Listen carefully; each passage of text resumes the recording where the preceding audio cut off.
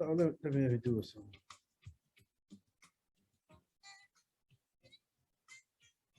Hold on, let me do something real quick here. Let me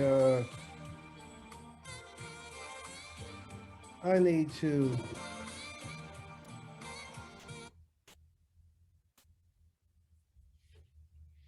all right. So let's jump right in here, you guys.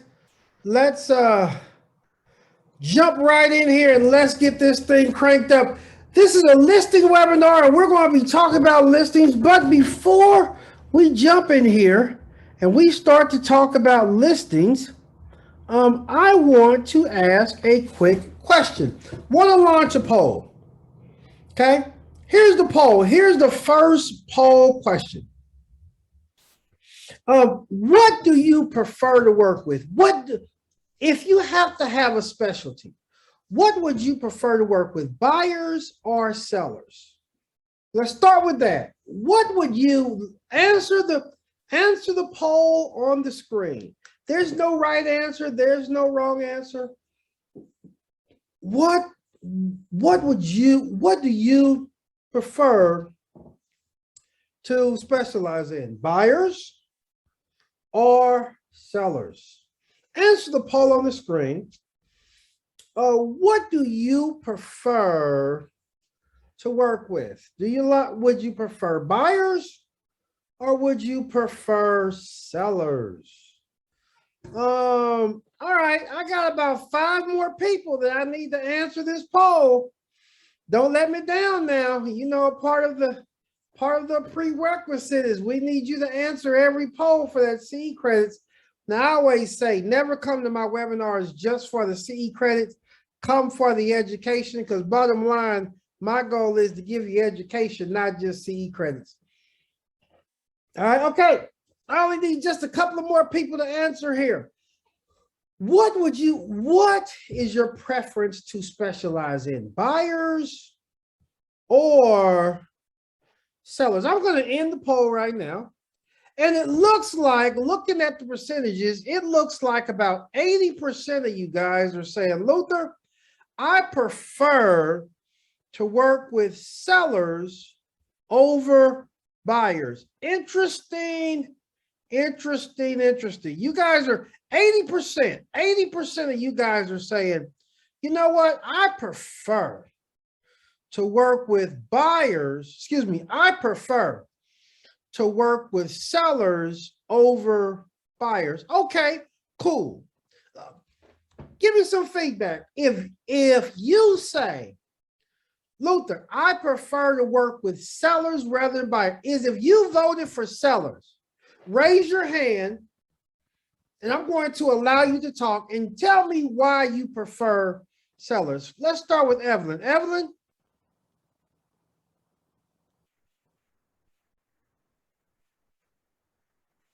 Uh-oh. Hold on a second here, you guys. I got to do one thing here.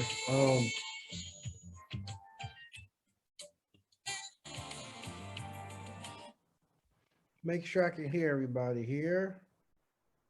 All right, let's try it now. Evelyn. Yes, sir. Evelyn, tell me, you said, Luther, I prefer sellers. Why? Why sellers? Why? Tell me, talk to me. Why? Well, they're pretty much already established with what they're going to do. The house pretty much sells itself. The person's either going to like the house or not like the house. And the seller already understands the process because they've been through it before. So it's a little bit easier working with them. You just, you list the house, put the pictures out there, and it sells itself, basically. I can live with that. That'll work. Thank you, Evelyn. Edith, talk to me. Why sellers?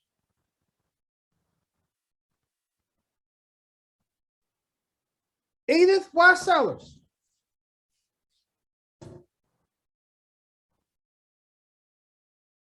Edith?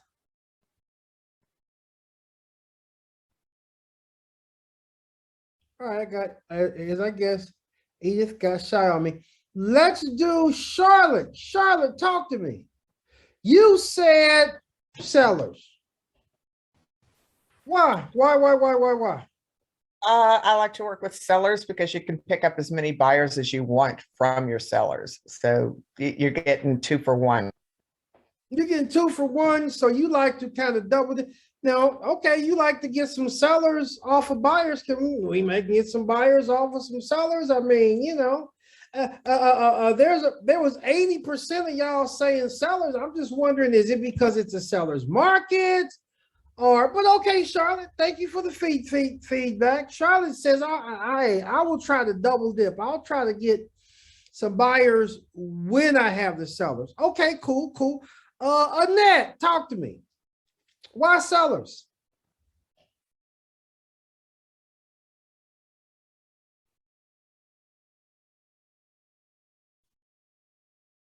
Annette?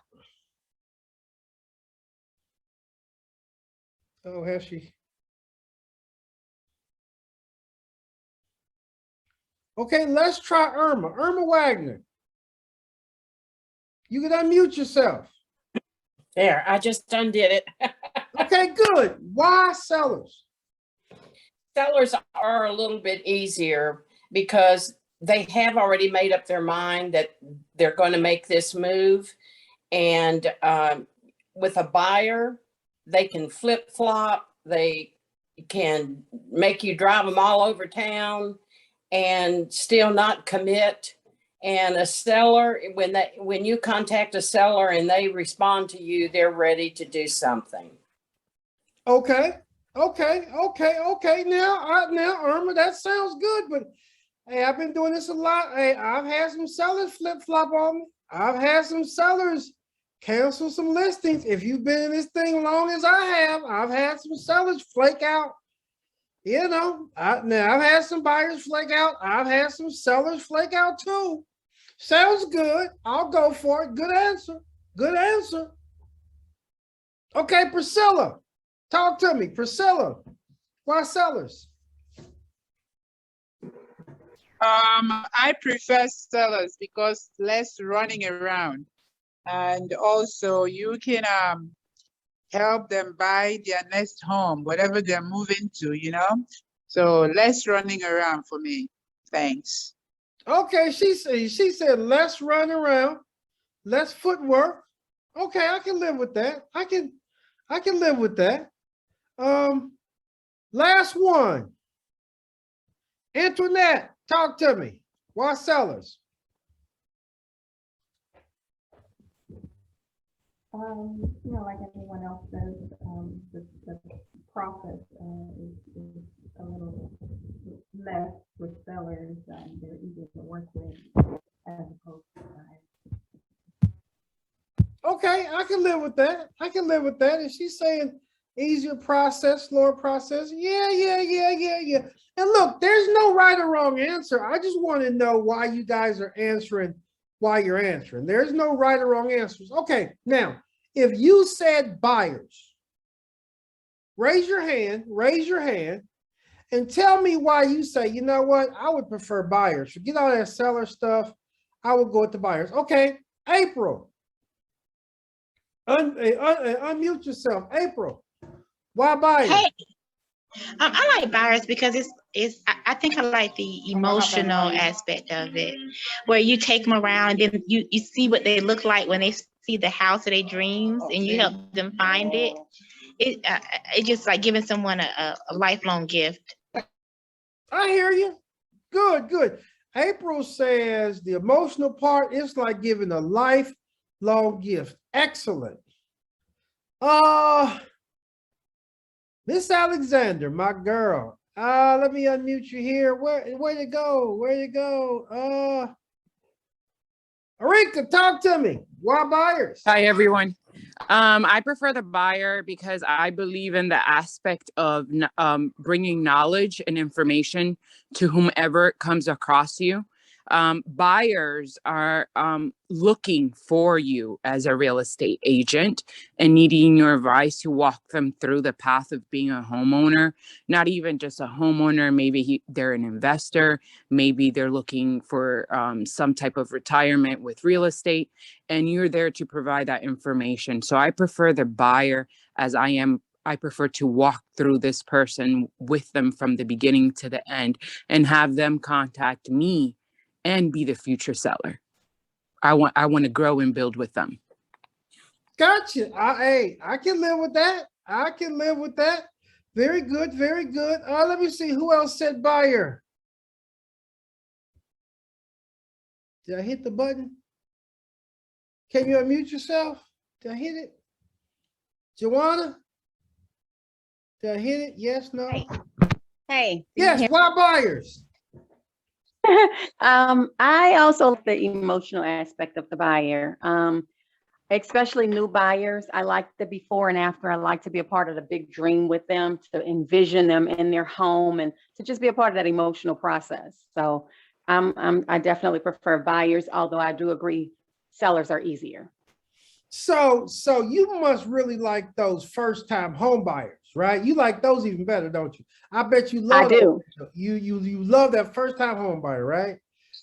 I do. First home, and I bet you it just thrills you when it's the first time home buyer and it's the first one in the family to ever buy the home, and this is the first person in the generations of all generations to buy their first home, and it just make you feel good to help them with their first home. Did I hit on the head? Yes. Yes, you did. Yes, you did. See, I know. Yes. Good. Wonderful. Okay. Monica, last one. Monica, buyers. Good morning, Mr. Ragsdale. Hello. From me, I like a little bit of both, but honestly, I like buyers too, because like someone else said, it's that lifelong gift, but I also feel like I'm giving them hope. And a lot of people feel like they don't have any chance of being able to purchase. And when you can assist them in showing them and helping them to see that they do have that capability, or it's possible for them. If it's possible for somebody else, it's possible for you too. And I like to be a part of the process to help them to appreciate, I'm here to help you. No matter what you qualify for, I'm here to help you see that it's possible for you too. Excellent. Hey, listen, and let me say this. Thank you. Look, thank you to all of the comments. And here's the point that I want to make. None of those comments are wrong. Absolutely. None of those comments are wrong. The sellers, not wrong. Buyers, not wrong. Here's the point that I want to make. I've specialized in buyers and I've made a lot of money. I've specialized in sellers and I've made a lot of money. In my coaching program, here's what I teach. I never ever teach 100% buyer, 100% seller. Never. Not in no market, never ever. Now, I may say for your goals, 70% sellers, 30% buyers. I may say 70% buyers, 30% sellers. So I may say 70-30 one way or the other. I might say 60-40 one way or the other. I might even say I recommend 80-20 one way or the other. It really depends on your personal situation. It depends on what you're specializing in. It depends on what you're trying to do. It also depends on your personal financial situation. Okay. I used to have somebody saying, well, it's easy. I used to have homebuyer seminars and I used to kill them. I used to process homebuyers like it wasn't nothing. When I started in this business, I was a homebuyer's king. So, it was 80% of 80% of you guys say, Luther, I'm all for sellers. And yes, in the seller's market right now, I feel you. But I have seen markets, I've seen areas, I've seen times when it's a lot easier to make money with buyers than with sellers. Some of you guys are saying, well, it's easier with sellers. No. It depends on the area. It depends on the market. Case in point, there was a time in my career, I specialized with investment property. That was my specialty, investment property. I was helping investors buy investment properties, single family homes, duplex, quadruplex, apartment complexes. It was a lot harder for me to get a listing for an investor. Investors don't list a lot of properties. They buy them, they hold on to them, they're making money. A lot of investors don't list properties. But I had investors that was buying properties like candy. Oh my God, you guys, and y'all was saying it's so hard. No, it wasn't hard. I had investors out of town purchasing properties sight unseen. Purchasing properties sight unseen, never seen the property. I had investors, I was going to closings for them. I had the power of attorney. Now, don't do it anymore. Don't do platinum agents. Listen to your broker. Back in the day, I had power of attorney and I was closing deals for investors and they was buying properties. I had like 3, 4, 5 investors buying 10 to 15 properties every 3 or 4 months. I was just closing investors deals left and right as buyers, and it wasn't hard. What's the point that I'm making? It depends on your specialty. It depends on the market. It depends on a lot of different things on buyer versus sellers. That's why in my coaching program, I don't always say specializing in listing is the best thing. I say 60, 40, 70, 30. Y'all feel me? Here's another point, and I want to make this point. Buyer agency is the quickest way to get paid in this business. When I started in this business, y'all know my story. Y'all know your boy. I was broke as a joke. Okay? I was broke as a joke, meaning this. I had times, y'all don't know nothing about this, but I had times where if I didn't close a deal, they was going to turn off my lights. If I didn't close a deal, they was going to put me out. If I didn't close a deal, I didn't have enough to eat and I was hungry. So I needed some quick cash. I needed cash quickly. The quickest and the easiest way to get cash is by what? Buyer agency. No. Buyer agency. Okay? The quickest way to get money in this business is buyer agency. So case in point, in my coaching program is if we are putting together a deal. No, excuse me. Is if we are putting together your plan, right? And if you say Luther, baby needs Pampers, baby needs milk, rent's due, lights are gonna get cut off. I need some money, like quickly. The quickest way to get money in this business is buyer agency. Y'all with me? Huh? The quickest way to get money in this business is buyer agency. Now, as they always say, buyers are liars. So yes, buyers can be difficult. Yes, when you advertise and market, you may have to go through a few buyers to get a couple of qualified. But once you get them qualified, if they're paying cash, I can get paid in 7 to 10 days. If they're paying cash, I can get paid, if it's financing, I can get paid in 30 days. The quickest way to get paid in this business, period, plain and simple, is buyer agency. Now, to list is the last. Listen to me. To list is less. So if we talk longevity, if we talk 12 months, 24 months, 5 years, 10 years, to list is the last. So every agent, I always say this, listen, the ultimate goal is listings. Oh, to list is the last. Yes, one of the agents said, Luther, I can have a listing and listings will produce buyers. I agree. Listings will produce buyers all day. So the ultimate goal is listings. The ultimate goal in this business is to list real estate. To list is to last. But look at that last bullet point. It says what? But it takes time. But it takes time. What's the point that I'm making here?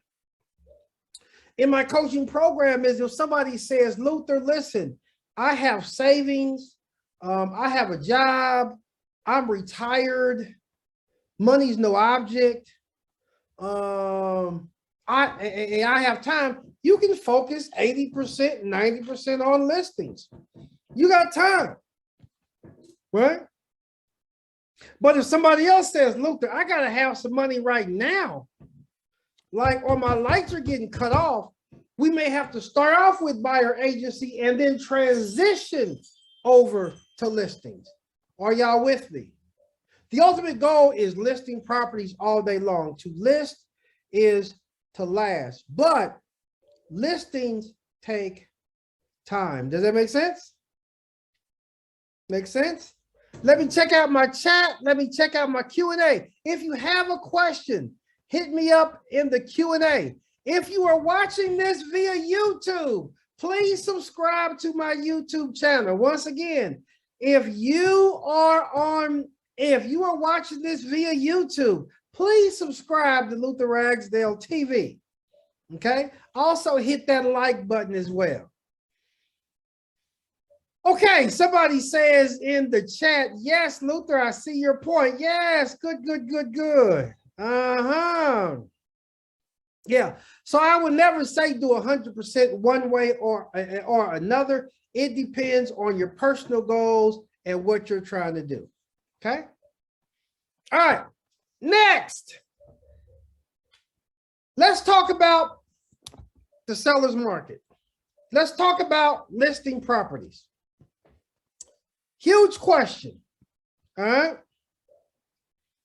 Why are we currently in a seller's market?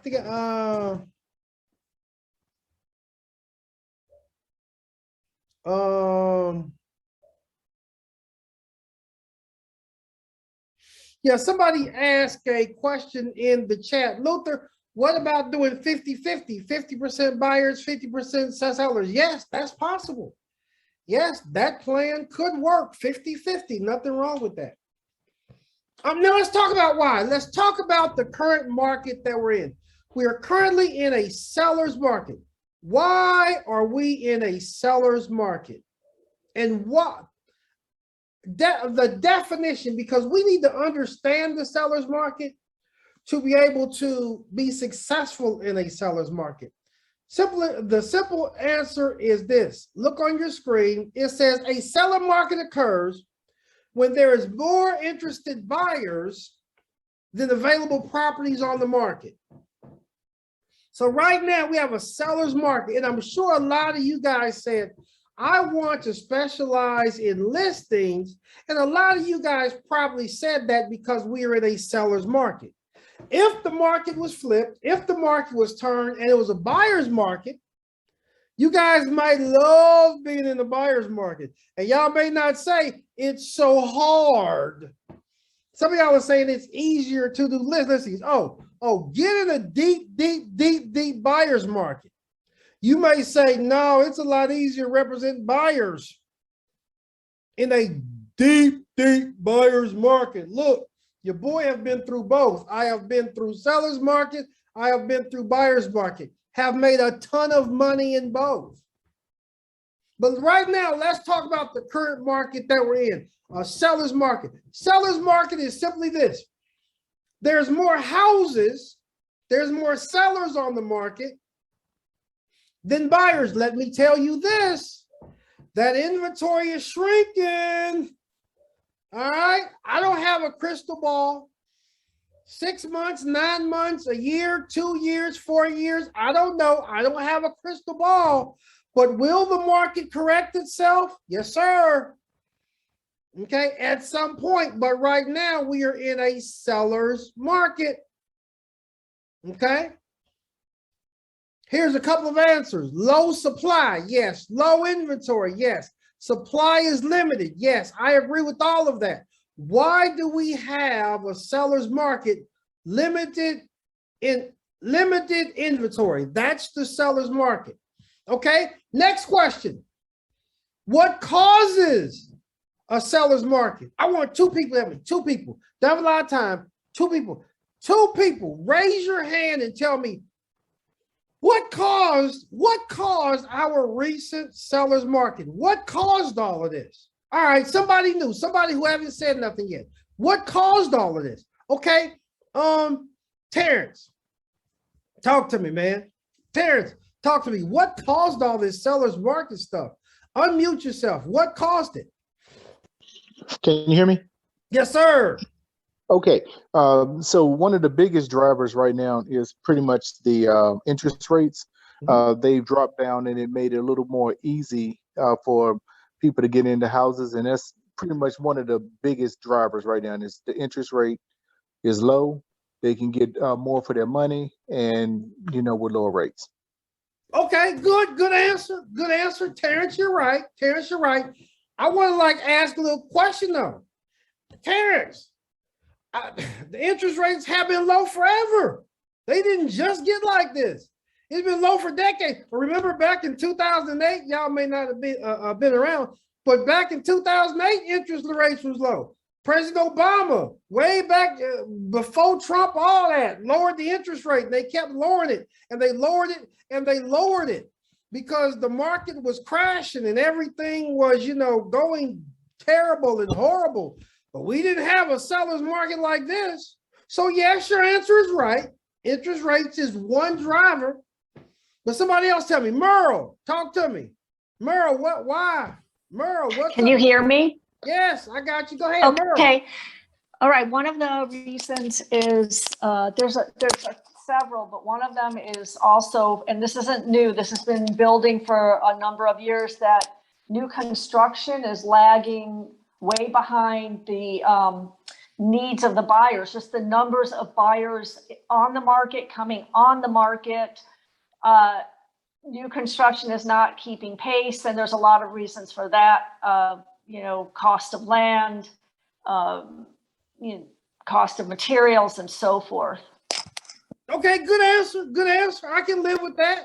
Merle, good answer. But again, playing devil's advocate, back in 2008, but look, that nobody was getting financing, nobody was doing nothing.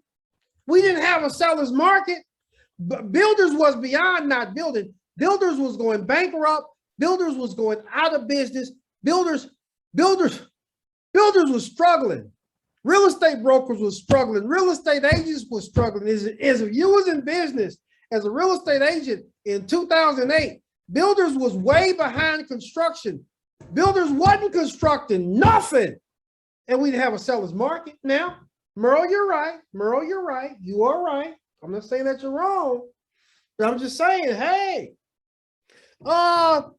Alice, I haven't heard from Alice. Alice, good to meet you. Unmute yourself. Talk to me, Alice. What's causing all this? One of the things that's causing it is the influx of people into the metropolitan area. Okay. Okay, good. I can live with that. I can live with that. But here's a question. Here's a question. We have a seller's market all over the country. I went to Texas, seller's market. I own property in Florida, seller's market. Kansas City, seller's market. Kansas City.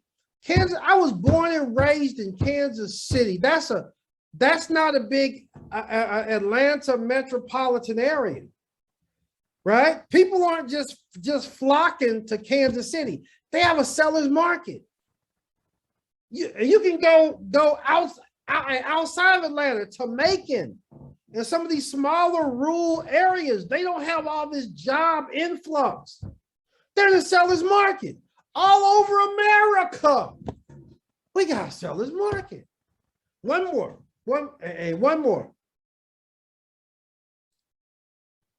Patricia, talk to me.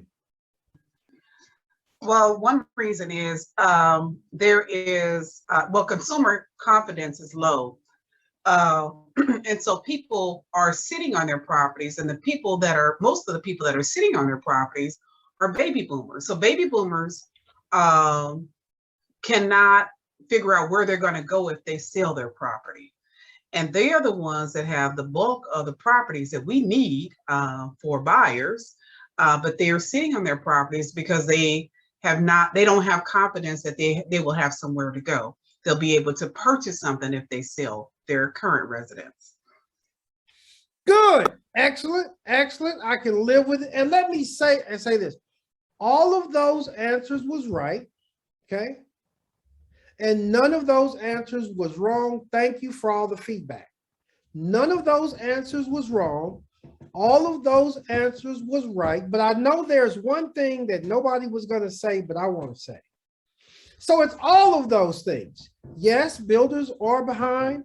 Yes, interest rates are low and have been low forever. Yes, pent up demand. Yes, but here's a major thing that happened throughout the United States. That's why I wanted to say, like, Kansas City seller's market, Texas, Florida, everywhere is a seller's market. Here's what I didn't hear, and this is very important. For the last 18 months, we had COVID-19. Everybody was on lockdown. Everybody was shut down. Everybody was forced to be at home. So for 18 months, we had this huge lockdown. Then the vaccine comes, then the confidence comes. Now everybody comes back into the market. We're flooded with all these buyers. And that's why the builders can't keep up. That's why stuff can't happen, right? Because now we got all these buyers. Now it's like, let's move, less this, less that. So it's everything that we heard and then some, right? So yes, low interest rates. But one thing I didn't hear was COVID-19. We was locked up in the house for 18 months. 18 months, it was slower moving, okay? All right. So here's the point that I'm making. Okay. When I am putting together a coaching plan for one of my agents, I always look at the current market and the current situation. Okay. I am always looking to see where are we currently at with the market, buyer's market, seller's market, those type of things. Okay. So is that important for us to know? And when we are putting together our listing plans all day long. Now let's talk about some signs of a seller's market. Number one, competition. Number two, people start bidding way above the asking price. Prices are going up, up, and up, and people are bidding above asking price. These are huge signs of a seller's market. And here's a big one right here, highest and best.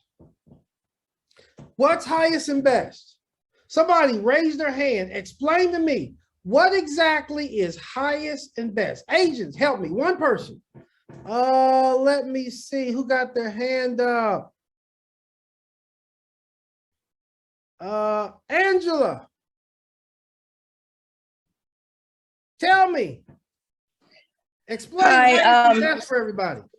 Highest and best, I guess, basically, not just the highest price, but a short due diligence period, not asking for repairs, just offering them the best they can get, the seller the best they can get without having to bend too much, I guess. That's good. That I will accept that definition. I want a little different definition. Let me see who else. Somebody else. Give me the definition of highest and best. How would you describe, Debbie? How would you describe highest and best, Debbie? Debbie? Talk to me. Debbie said, I had my hand up for something else. Okay. Miranda, I hope I pronounced your name right. Give me your definition of highest and best.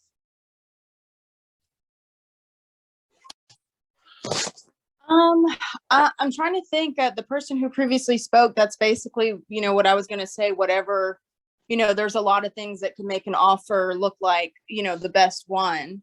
So whatever that entails for, that particular person who's selling, then that would be the winner. Good. I will live with that. Last one, Merle. So Merle, highest and best.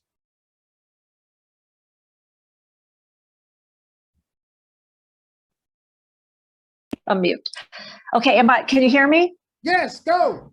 Oh, okay. So I think it's that highest and best is a feature of a multiple offer situation. When you have multiple offers on the table, that is happening with almost every house coming on the market, and the seller's agent, let's say, or the seller is saying, okay, I've got 10 offers. I want to see your highest and best. And it's usually no contingencies. Good. See, Merle's in my coaching program. I knew I could call on Merle. She gonna break it down. Girl, you need to be teaching the class. No, but yes. Okay, so let's break down highest and best, so we have a good understanding of highest and best. So I'm the listing agent. I have a home that's listed. Okay. I have multiple offers that have come in, 2 or more. You cannot call for highest and best with one offer. Okay. If it's just one offer, I counter. So let's get this straight. If person gives one offer, we counter back and forth. If it's 2 or more offers, the listing agent can call for highest and best. So the listing agent says, I want you to give me your highest and best offer. Give me your highest and best. So that means price. That means contingency. That means give me your best. So let's say this house was on the market for $100,000. Okay. I may say my highest and best is 110. My original offer. Now, here's another thing with highest and best. When I submit an offer, my original offer might be 100,000. Right? But so I am representing the buyer now. So let me flip this.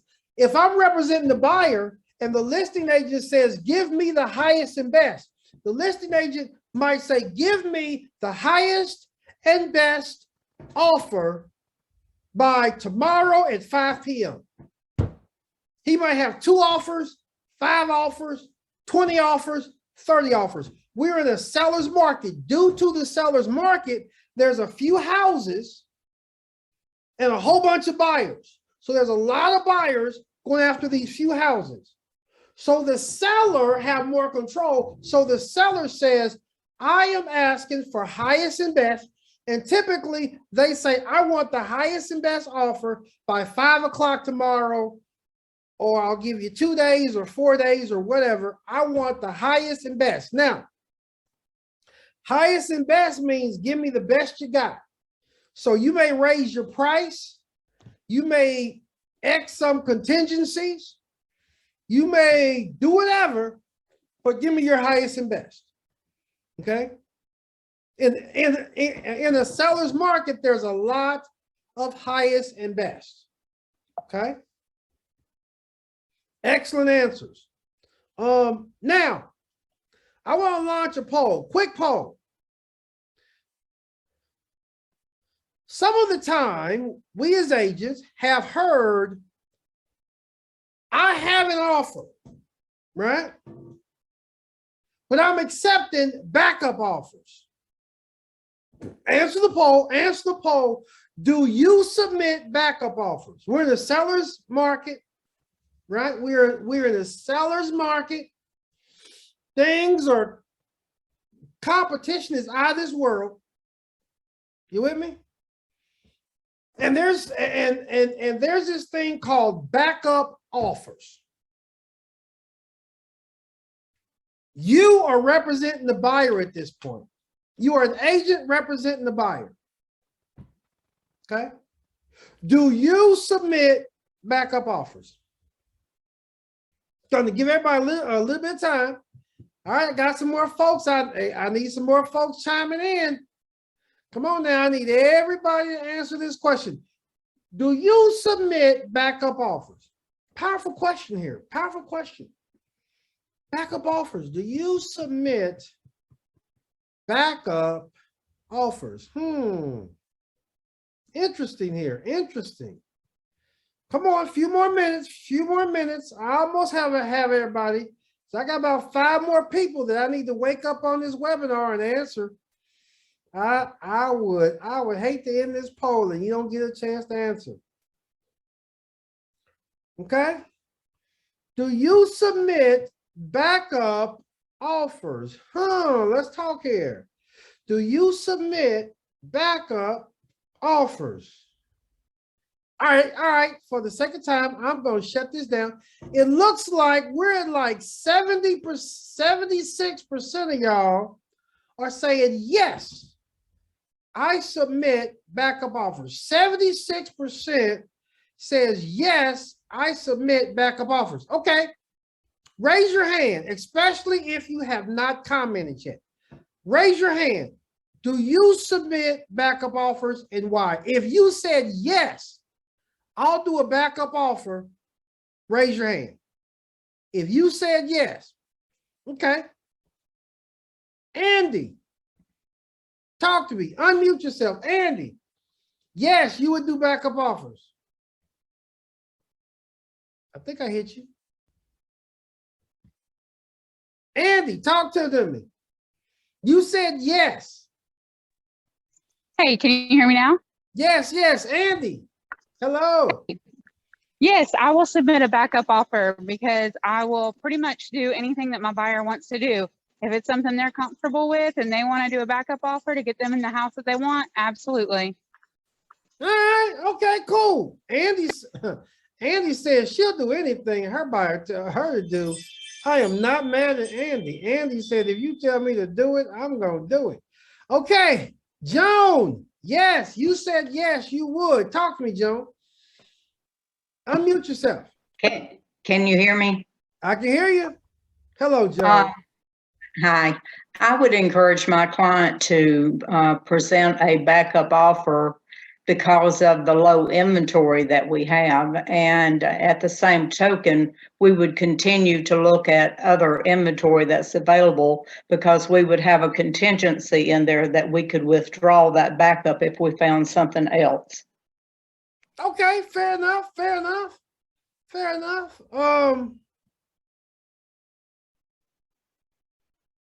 Who else do we have? We have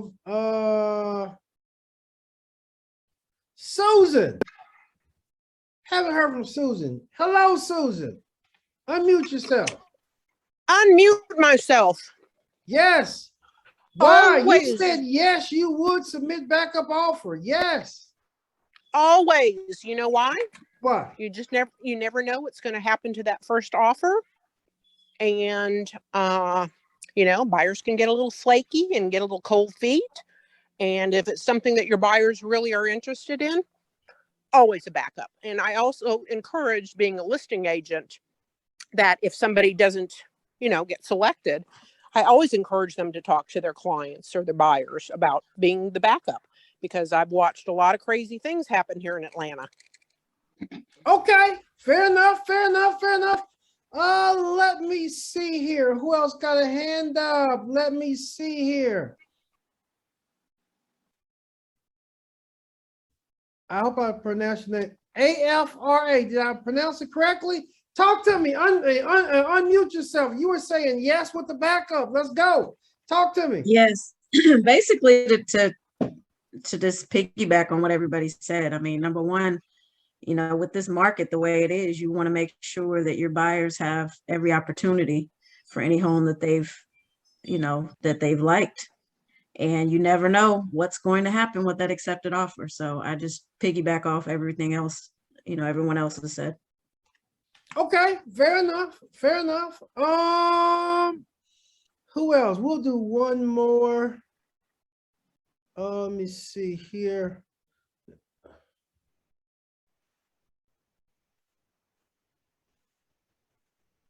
Joanna, talk to me.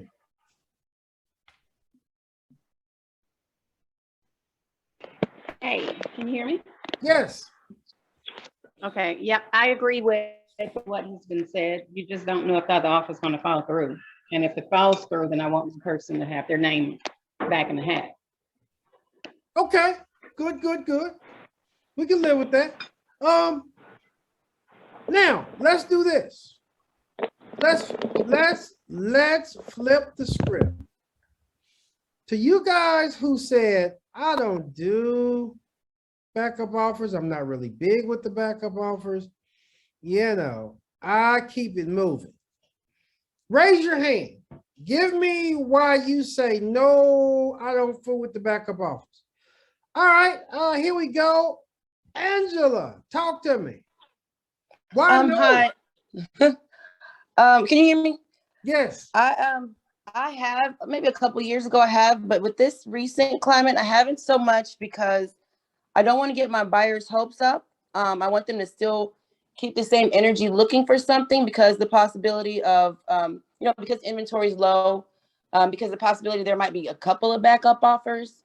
And I just like to manage their expectations. I don't want to get their hopes up too much about possibly getting that when we need to still be looking for something.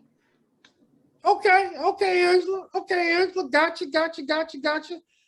Somebody else who says no, I don't do the backup offer. Carolyn.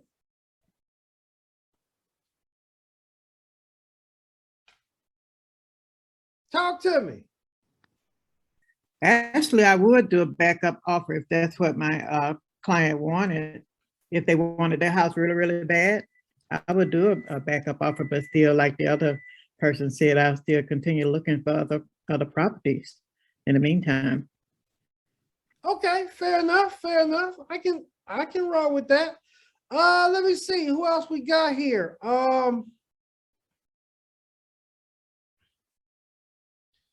Joanna, unmute yourself. Talk to me. Backup, yes or no? Hello, I said no, I wouldn't do a backup.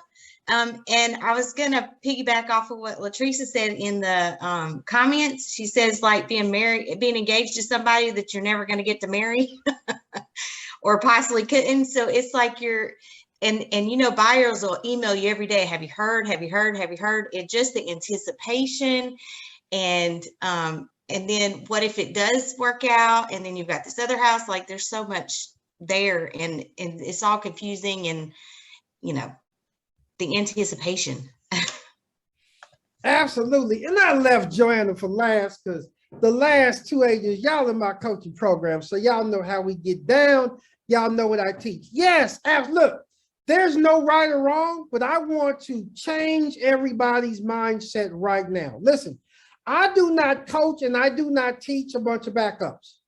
Backup offers a couple of things. Number one, as I teach, a backup offer means I am contractually under contract with someone else. I am married to somebody else. So your buyer is sitting back saying, if that marriage don't work, I'm sitting back waiting. When you show that next house, that person's always focused, and this person have signed a legal binding contract. So psychologically, they're still committed to this house, right? That's like a man seeing a beautiful woman. She just got married to somebody else, and I'm hoping that she gets a divorce so I can then marry her. That's what's really happening here, right? Number one, when I call, and if they say, It's under contract. I'm not even showing it. Hey, look, it's under contract, Mr. Buyer. That property's off the market. I don't waste my time. Go and show it. It's under contract. Talk to me now. It's under contract. I still go show it. Then I put up a backup offer, hoping that the husband and wife get a divorce. I don't got that type of time. I just don't, no. I don't have that type of time. It's under contract. I'm not even going to even show it. I mean, you're not even going to see it. So there's a possibility of a backup offer. I'm not big with backup offers, right? No, they're already under contract. Now, in 30 years, I have had a couple of times where I showed a house, and this was their dream house. It was 1.9 mil. It wasn't a lot of houses in the area. I showed the house and they accepted an offer literally while I was standing in the house. Okay, I submitted a backup, but I kept looking. And I told them, we're not going to stop looking. You will not get this house. Don't plan on getting this house.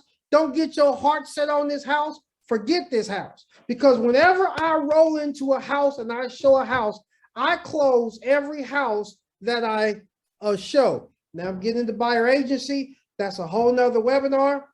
Matter of fact, I think buyer agency is coming up in a few weeks. We have a full webinar on that. But basically, I show a house, I close the house, I pull out my iPad, I complete the offer right then, and I submit it to the listing agent right then and there.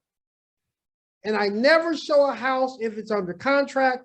I never show a house where I have to put in a backup offer. The only reason that I'm going to get into a backup offer type of situation is literally while I'm in the house, they accept an offer.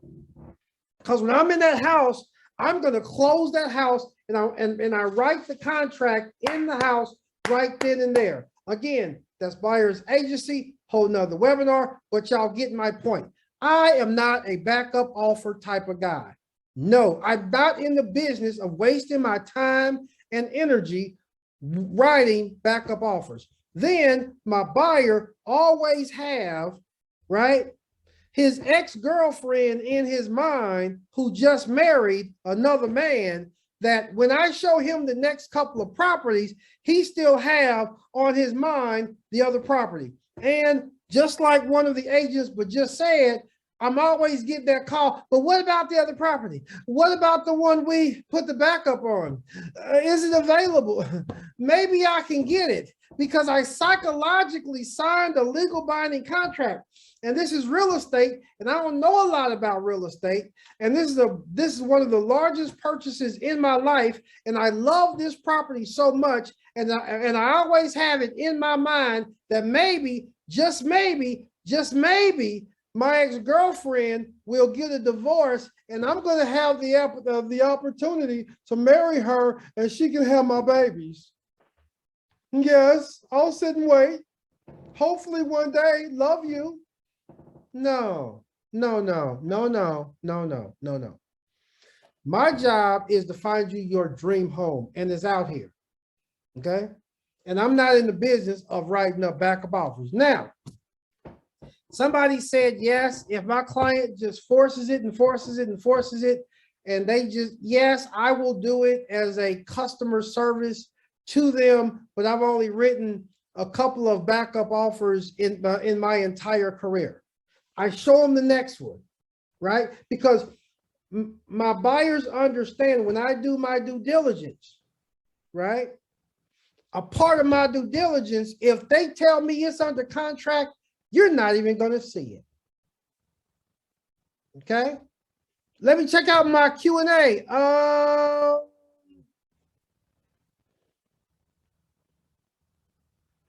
Somebody said, Luther, I always ask agents if there are any other or several backup offers before I actually do my backup.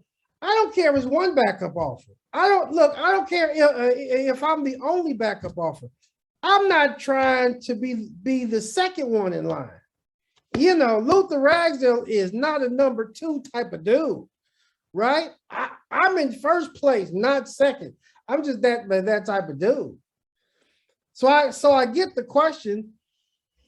Personally, if it's under contract, I keep it moving. Okay. Let me check this out here.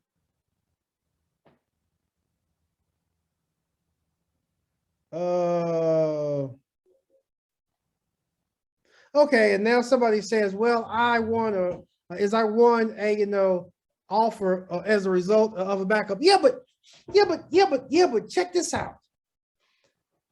Somebody said, yeah, I won a $460,000 bid as a backup. But let's think about this, right? Let's think about this. You put it under as a backup. This person is getting financing. They go through this long appraisal. They go through all of this inspection. You are talking weeks and weeks and weeks to figure out whether this backup is good or not. I am such a good agent. I don't care if it's a seller's market, buyer's market, anything. I'm going to get you into a house within the next 4 to 5 days. I'm not in the business of showing you a lot of houses. Agents, you guys in my coaching program, you guys know how I coach, and we are not in the business of showing houses. So about time, it takes time to figure out whether that backup is good or bad. I done found you something else. So somebody said, hey, Luther, I got a $460,000 house because I put in the backup. So you what waited? Even if it's a cash offer, it's going to take 7 to 10 days. In 7 to 10 days, I done found you something else. I'm not waiting. Even if it's a cash offer that falls apart, I'm not waiting 7 to 10 days. And I'm definitely not putting in a backup offer for financing that's going to take 30 days. I'm such a good agent. And hey, platinum agents, y'all know how we roll. We're not in the business of showing a bunch of houses. Even in a seller's market, I'm going to have you in another house quickly. I'm going to have you in another house before that backup offer falls apart. I'm just that good. So it don't make any sense for me to write a backup offer waiting and hoping that it falls apart, because I'm going to find you something else to keep it moving. I'm just that good. You know, somebody said, you know, it's a thin line between confident and conceited. I'm just that confident. All right, let's move on. So let me launch the next poll. As I want to launch another poll just to make sure there's no confusion here. Question: do you compete in the bidding wars? Do you submit the highest and best when they offer that? Yes or no? With the bidding wars, do you submit the bidding wars? Do you get into the bidding wars? Do you get into the highest and best use? Excuse me, highest and best use. Do you get into the highest and best? Do you get into the bidding wars? Do you get into all of that stuff? Okay? Yes or no? All this highest and best and submitting the highest offer and fighting the war and trying to bid and bidding over the price and taking out contingencies and all that stuff. Do you get into that?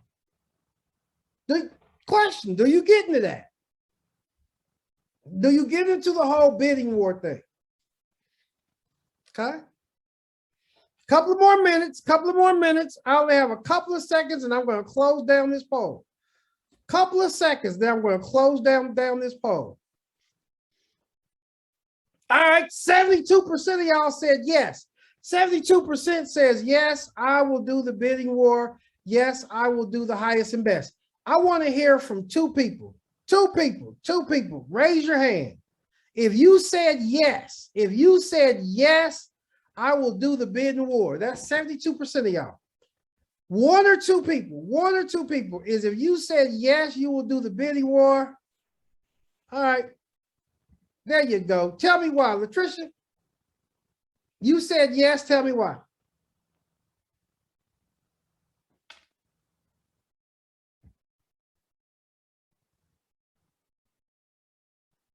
Hello? Hello? Yes, tell me why. You said you would do the bidding war. Talk to me. Because I'm working on behalf. Oh, I'm sorry. Because I'm working on behalf of my client, and if my client has expressed interest in that house, wants to buy that house, wants to commit to that house, I owe it to my client to go the last mile with them and to make sure that I do my best to make sure that it happens. Whether we're successful or not, that's not in my hands, but I'm going to go the extra mile for my client. Okay, now I hear that a lot. Now I'm hearing that quite a bit. I just go the extra mile. I do whatever the client tell me to do. Now let's not get too carried away with that. That answer is right, but let's not get too carried away with that, because we also have a fiduciary responsibility to give our clients good counsel. So I just want to be very clear. Yes, it's right, and I'm not disagreeing with it, but I also want to say, one thing that I teach in my coaching program is we want to always keep control of the overall situation, and we want to give our client good counsel. So I don't want to write all these backup offers and get them frustrated, because I have taken clients from other agents because they're out there just writing all these backup offers and they're not getting it done. So we have a fiduciary responsibility to advise our clients correctly. So yes, we want to give good customer service, but we also want to give good counsel as well. So I'm hearing a lot of this. Well, I just do whatever they want me to do. I'm on the ride with them. I'm just here with them. I'm your ride or die. Whatever you want me to do, I'm your ride or die. I got you. Well, Luther, just put me in the trunk and ride me around and show me 19 properties. Okay, here's number 18. Luther, put me in the trunk. Show me another 30 properties. If that's what you want, I'm your ride or die. No. I have to give good counsel too. So I just want to balance that thing out, because I've heard that quite a bit. Right answer. I'm not disagreeing. But y'all done had the client from hell, straight out of the bosom of Satan. I can't do everything. That's for real. Ooh-wee. Si, talk to me.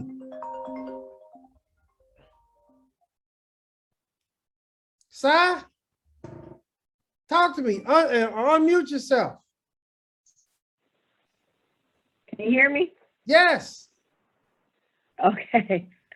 So I've actually done quite a few bidding wars, and I've won just about every one that I've bidded in.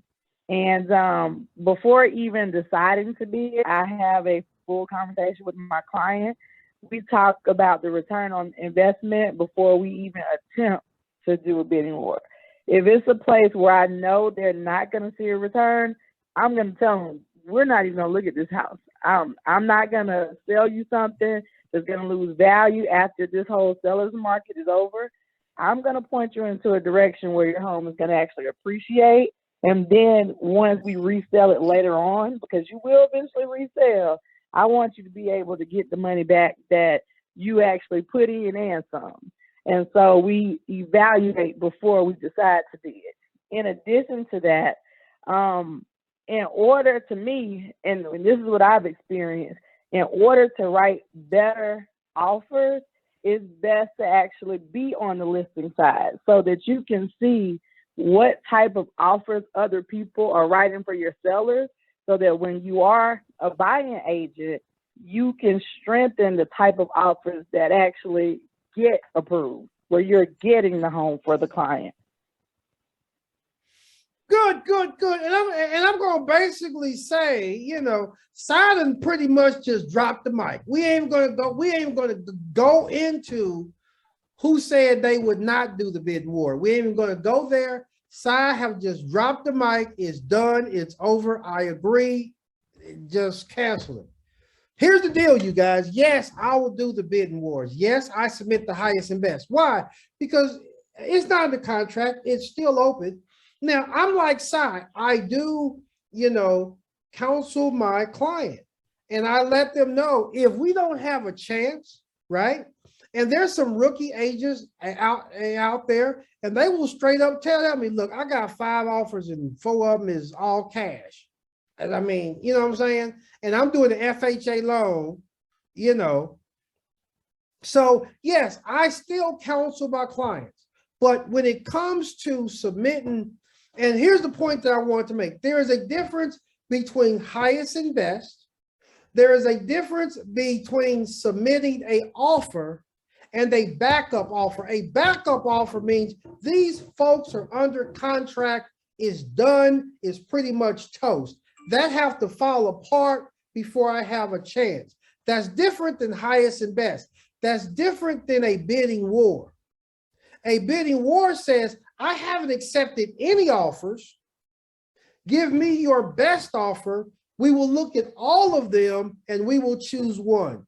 Yes, I compete in bidding wars. Now, there's some in buyer's market, I may not compete. In seller's market, I'm going to compete. So it does depend on the market, right? There's a difference between a buyer's market and a seller's market. Right now, yes. When they call for highest and best, I submit it and I keep moving and I keep looking. I never stop looking, especially in this environment. And tomorrow we are going to talk about some strategies to deal with this seller's market, you know, a little easier. But she was side. That was money. I really couldn't say that any better myself, right? Yes, I am going to educate my client. The other thing that I like what she said was she wasn't saying, I just do whatever my clients say, and I'm giving customer service, and I just love my client. No. I'm going to educate you, and I'm going to give you a good counsel. And if I see that we do not have a chance, right? Again, I may say, hey, this would not be, we don't have a very high success ratio in getting this property. The agent informed me they already got 9 offers, and the agent said 3 of them is all cash, and I'm doing FHA. So listen, you know, and watch this. The house is $200,000. You are approved for $200,000 on the nose. So I already know there's offers already going in for 210, 220, 205, all of that. So the most you can, you know, possibly get is 200. And, you know, the house is already maxed out and they're already calling for highest and best. I may need to you know, advise you, hey, listen, right? Our chances are very, very slim. Okay. But bidding wars, yes, I compete. But I'm like Cy, I compete and I counsel very intelligent. Matter of fact, in this market, if I'm dealing with the buyer, I don't even start at if you are approved for 200, we might as well start at 190. Because once we call for highest and best and all that, I may need that extra but 10 grand. Okay. All right, let's talk about how to compete with this highest and best. Okay. This is huge, you guys, in a seller's market. Build a relationship with the seller. Okay. If you are on the seller's end, call for highest and best, but build a relationship with the buyer's agent. If you are the buyer's agent, when you submit that, if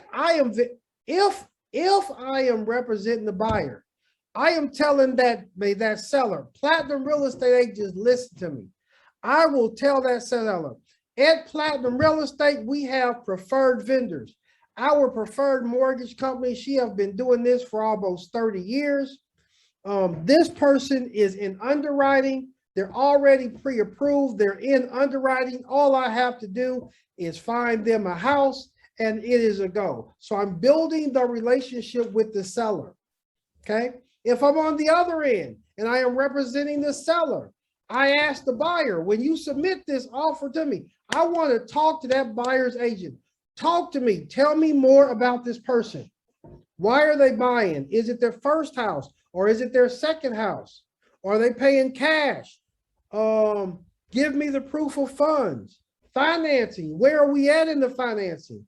Have everything already been submitted to underwriting, or are you just starting on this process? I look at who is giving me the pre-approval letter, right? Some of these online mortgage companies, they give pre-approval letters and it's not worth the paper that is written on. This is a fact. This is true. They give these pre-approval letters that's sorry. So if I'm the listing agent, I want to build a relationship with this buyer's agent to know more about this buyer before I accept. I also want to talk to the lender. If I'm the listing agent, I want to talk to this lender. Okay. If I'm the buyer's agent, if I am representing the buyer, I want this. Hey, Mr. Listing Agent, look, I am with Platinum Real Estate, our preferred mortgage company. She has been doing it for 30 years. Let me put you on the phone right now on a three-way. I want you to talk to her so she can tell you this thing is an underwriting. And if you accept this offer, we will close in 3 weeks. It's pretty much a guaranteed done deal. That put me a step ahead all of the rest of the agents. Okay. A lot of these agents nowadays, right? They just want to text. They just want to email. They don't want to follow up. But they don't want that personal contact, and that's a problem. I want to have that actual personal contact to say, listen, if I'm the listing agent, I need to talk to you before I submit this and we accept this offer. Where are we at with this? Need that personal relationship. Hey, listen, I want to talk to the lender. If I'm the listing agent and I got 7 offers, and all of them are financing, and I'm going to accept yours, I need to talk to the lender myself. If I'm representing the buyer, I want to encourage the listing agent, talk to my lender. This deal here is Monday. It is money in the bank, I guarantee. Okay? And some great ways to compete right now in the seller's market is if I am representing sellers, I am not paying closing costs, and I want the quickest closing possible.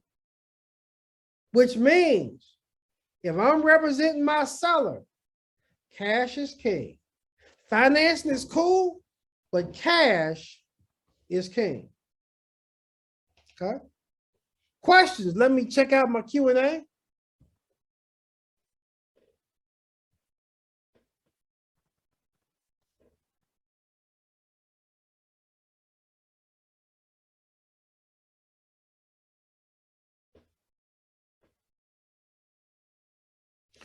I have a question here. It's a good question. It says, Luther, what is your opinion on the listing agent taking 15 plus offers, causing highest and best, and a huge bidding war?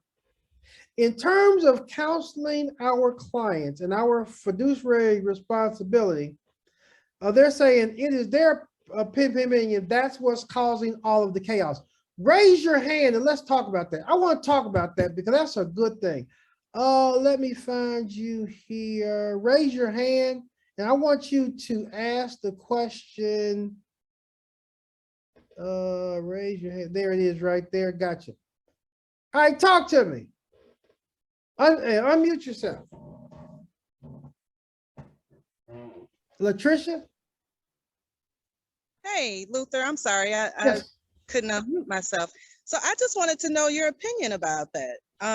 Just in terms of from the seller side, when you're representing the seller, and if you're counseling your client and, practicing the fiduciary, obligation, I mean, is it necessary to have 15 plus 15, 20, 30 offers?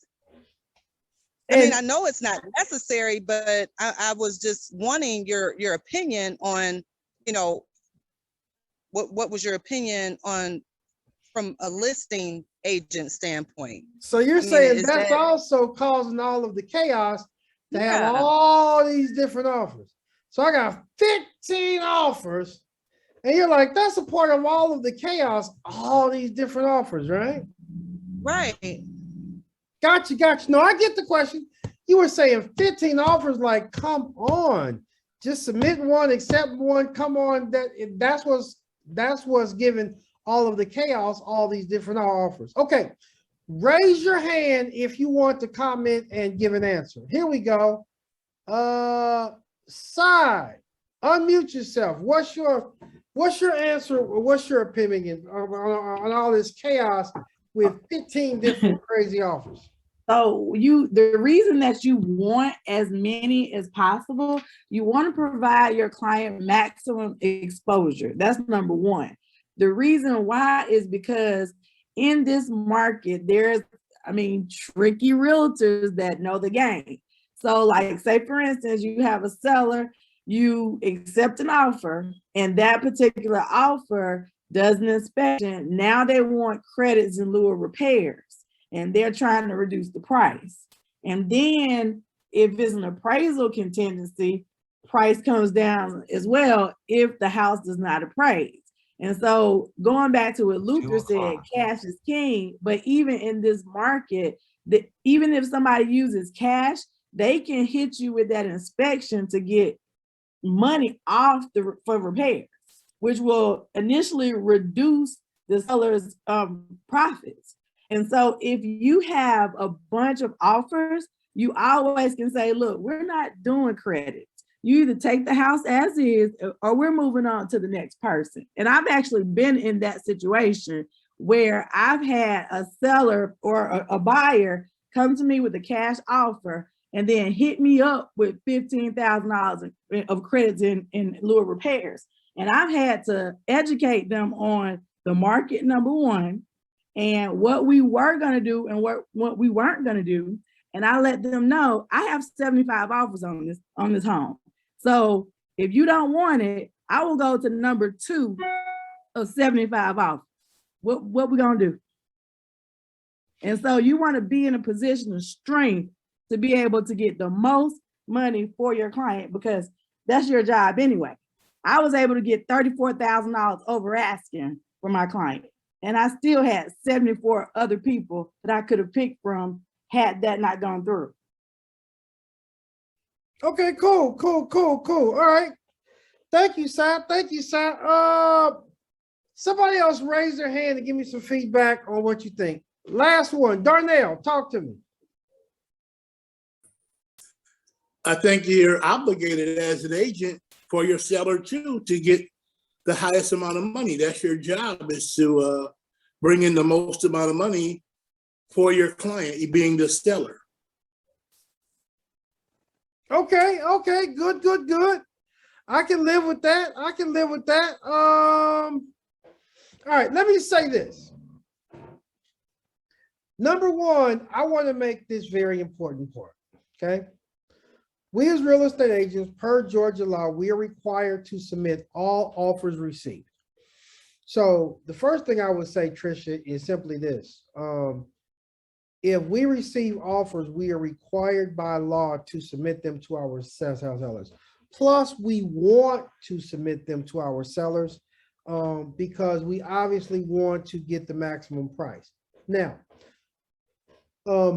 cash is king, and we want to give everybody an opportunity to give highest and best. So we want to be ethical, and we want to be above board, and to keep down the chaos, right? When I receive, so let's say this house is $200,000. Let's say I know, due to the CMA, the highest that I can do with this house is $220,000. That's just it. It's not going to appraise for more, right? And let's say that I have an all cash offer for $225 and they're willing to pay above asking price, and they're willing to pay above asking price, and they want to close in 7 days. I typically, at that point, let me go on and call for highest and best. I'm calling for highest and best because also I want to be fair and ethical, and I don't want a whole bunch of buyers just waiting around when I pretty much know I can fulfill the maximum for my sellers, right? I close it down. I call for highest and best use. I take all of the offers. I submit them to my seller. Then I counsel them on the best offer to accept. Here is a part of the chaos that I do not like. Is once I accept one of the offers, I always send at a minimum a text message to all of the buyers saying, thank you for your offer, but your offer was not accepted. One thing that a lot of agents do, they do not respond. They accept the best offer and they do not respond to all of the rest of the offers. That's a lot of the chaos. And so then the buyers call and the buyers text, and then the person don't respond, and then the listing agent don't respond. They don't talk, and the poor buyer is wondering, and the agent is wondering what was the results of this highest and best. And you don't figure it out until you go to FMLS or Georgia MLS and see it under contract. Okay, that's some chaos. But yes, when you get the offer, submit all to the seller, call for highest and best, give a specific time frame on when that highest and best expires. Then when you accept the offer, be professional, and inform everybody else. Thank you. Now, another thing, if I have other listings in the area, I will say thank you. You did not win this one, but I have, but here's my inventory for other listings that I have. Okay?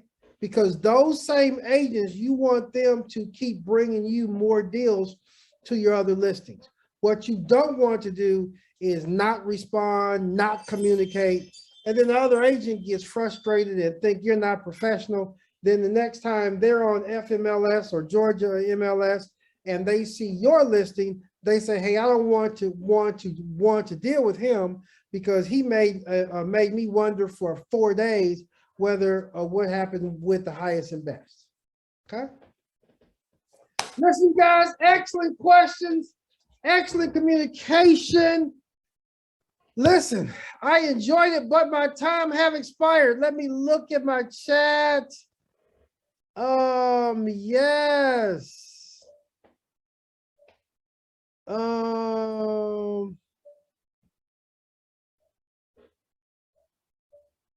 right. Okay, good. Well, hey, you guys, don't forget, first of all, if you are watching this via YouTube, please hit that like button and please subscribe. So if you are watching this on my YouTube channel, Luther Ragsdale TV, please hit that button and subscribe and hit the like as well. Also, you guys, do not forget, we will cover part 2 tomorrow. Part 2 we will cover tomorrow. All right. Well, you guys, thank you for everything. Thank you for showing up. Once again, feel free to contact me at lutherragsdale.com as well as platinumrealestate.com. We'll talk to you tomorrow. Thank you, and may God bless you.